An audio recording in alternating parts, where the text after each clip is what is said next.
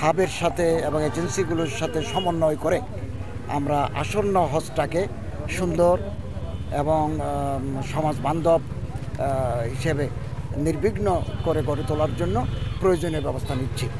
ইতিমধ্যে আমাদের প্রধান উপদেষ্টা মহোদয়ের মাননীয় প্রধান উপদেষ্টা আর নির্দেশে আমরা হজ ম্যানেজমেন্ট সেন্টার করতে যাচ্ছি।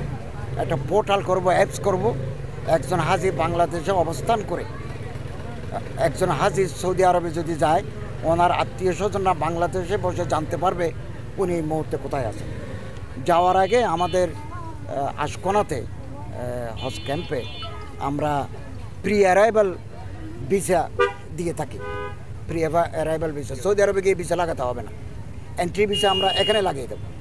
এরপরে ওনাদের লাগেজে আমরা একটা ডিভাইস দেব, উনি সবসময় মোবাইলে ট্র্যাক করে জানতে পারবেন ওনার লাগেজটা কোথায় আছে। অতএব একজন হাজির আধুনিক প্রযুক্তি ব্যবহার করে যত ধরনের সুযোগ সুবিধা দেওয়া যায় বাংলাদেশ সরকার সেটা দিতে বদ্ধপরিকর এবং আমরা কাজ শুরু করেছি। এবং আমরা 100 জন ডাক্তার, 100 জন নার্স, ফার্মাসিস্ট, টেকনোলজি নিয়ে যাব।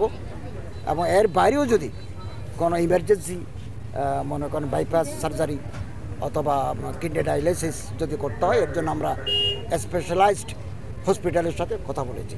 দেশের বিজ্ঞ প্রাজ্ঞ পণ্ডিত আলেম যাদেরকে আমরা মুফতি সাহেব বলি, ওনাদের মতামত লাগবে। এটা নিয়ে নানা মত আছে, ভিন্ন ভিন্ন মত আছে। ওনাদের বসে এটা সিদ্ধান্ত নিতে হবে। এটা রাষ্ট্রীয় বা সরকারের কোনো ব্যাপার নয়, সরকারের ব্যাপার নয়। একদিনে করা যাবে কি না এটা বিজ্ঞ মুফতি সাহেব, বিজ্ঞ আলেমদের মতামত নিয়ে এটা আমরা সিদ্ধান্ত নেব।